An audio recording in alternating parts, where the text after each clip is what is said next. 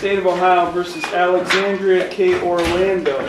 Case numbers 25 CRA 421, 25 CRB 422. Court is also taking up City of Conneaut versus Alexandria K. Orlando, 25 TRC 200 and 25 CRB 73.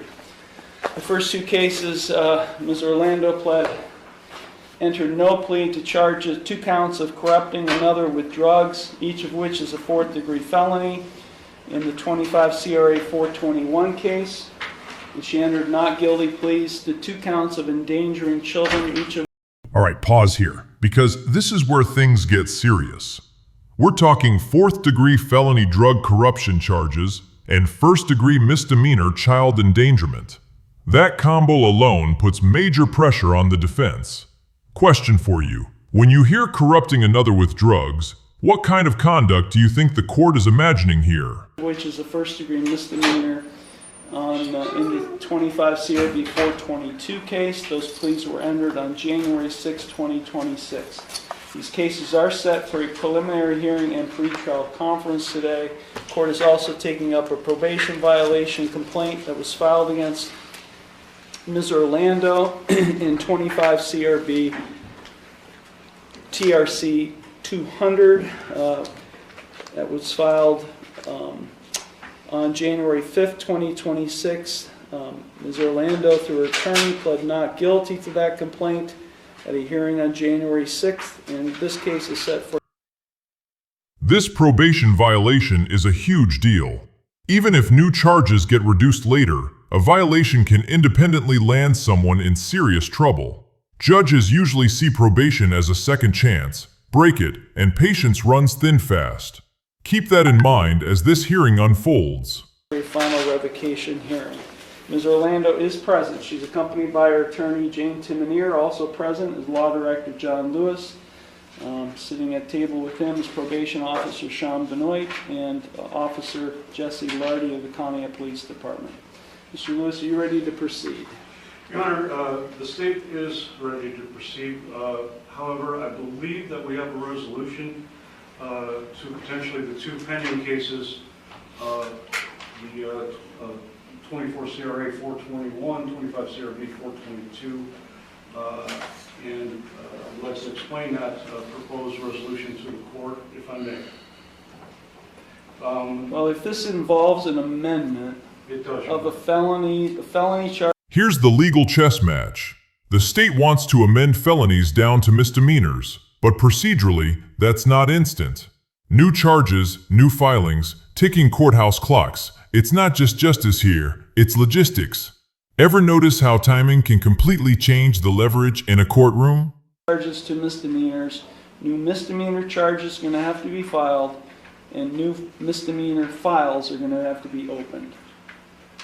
And it's 4:05 p.m. This case was set to start at 3:30 p.m. We accommodated Ms. Timonier's schedule. It's been 35 minutes. That's why the court was anxious to get this rolling. So is your office going to be able, or are we going to be able to process new charges and open new files in this case before the court closes at 4:30? I mean, Your Honor, I do my utter best to make that happen if this is going to resolve the matter. I didn't know whether the defense was going to be accepting of any kind of a reduction until I talked to Kristen here, so I didn't have it ready to go. But I can make it ready to go if Well, of course, I guess what I'm asking is, Ms. Timonier, what's your position on this proposed plea?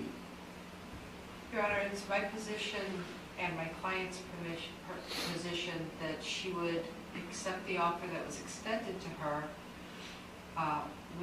As I see it, we have 2 options. We can have new charges prepared and try to do that today, or we could dismiss and refile, and she would still be on board with that, whatever would be the court's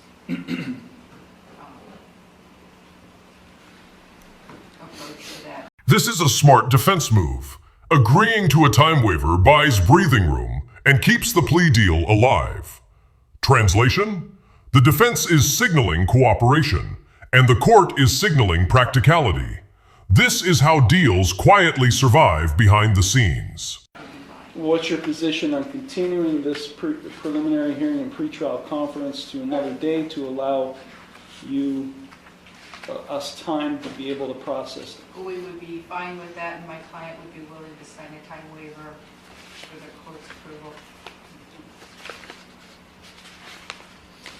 Because by the time Mr. Lewis's office files the charges, by the time our clerk staff processes the paperwork, opens new files on the new misdemeanor charges,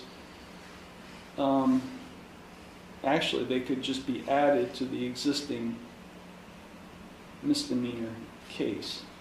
And by the time we take a plea, by the time we impose sentence, I'd rather just reschedule these cases for a later date with a time waiver. So your client would be willing to sign a time waiver? Absolutely. Your Honor, if I may, Yes. I would like to put the offer on the record. Go ahead. I've got the Amanda Spear is here with the two alleged, the two juveniles involved with the corrupting of the drugs. Just like to get on the record that they are okay with the amendment and the proposed resolution, so that I don't have to have them come back to the next hearing. Unless you want them there, then I can have them come back. So Ms. Spear, are you speaking on behalf of the alleged victims here who are minors? Yes, sir, I am. Okay, and are you the mother? Yes. Okay. Did you understand Mr. Lewis' proposed resolution? Yes, sir, I did. So he's proposing to amend 2 felony counts of corrupting another with drugs to 2 misdemeanor counts of attempted aggravated possession of drugs, from a 4th-degree felony to a 1st-degree misdemeanor. 2 counts. Are you in favor of that? Yes, sir, we are. And then in the endangering children charges, in the misdemeanor case, those would be amended to, is it 2 counts? Yes, sir. Of criminal mischief, each of which is a 3rd-degree misdemeanor. So 1st-degree misdemeanors being amended to 3rd-degree misdemeanors. 2 counts. Are you in favor of that? This moment matters more than it seems.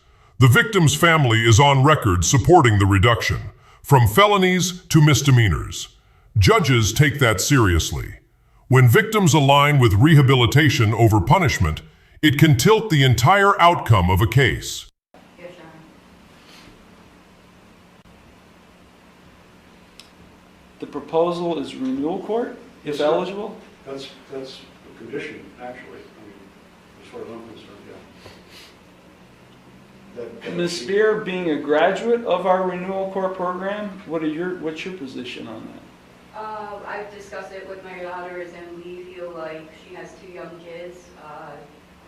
Renewal court saved my life, helped me get my life together, so we think it would be the best for her to be a better mom and have a chance to get help to get her life together. Yeah, as I'm watching Ms. Orlando roll her eyes while you're speaking, it just seems to me to be a little bit difficult for me to understand that she would want renewal court. Is that something your client would want, Ms. Timoner? We discussed it extensively. She understands that there are rules that are in place, and it is her first choice at this time. Yeah, I'm not, this proposal is on the table, and if it's a condition, not to say I'm going to accept the proposal, Ms. Orlando, frankly, I don't know if I'm going to. But is renewal court something you want?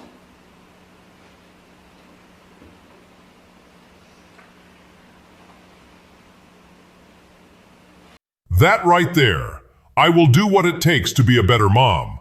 That's the emotional hinge of this hearing. The judge is skeptical, the stakes are high, and renewal court becomes the fork in the road. Accountability or collapse. Do you think the court will buy this, or has too much already happened? I will do what it takes to be a better mom for my kids. You in favor of this, officer? Yes, sir. Okay, we're going to continue with a time waiver. We'll continue the preliminary hearing, pretrial conferences. I'll also reschedule this final revocation hearing in the 25 TRC 200 case for the same date and time. Ms. Timnair, if you and your client can sign a time waiver at the window, you have your calendar available with you, we will go ahead and get that scheduled, hopefully in the very near future. Thank you.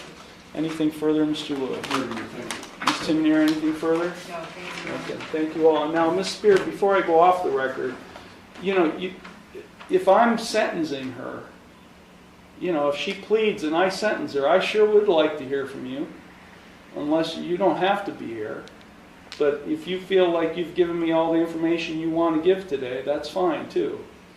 Okay. But you certainly are welcome to be here at the next hearing, and you certainly will be given an opportunity on behalf of the victims to speak at any sentencing hearing, as any victim would be entitled to under Marcy's law in the state of Ohio. Understood? Yes, Your Honor. Okay. Thank you very much. These matters are concluded. Thank you.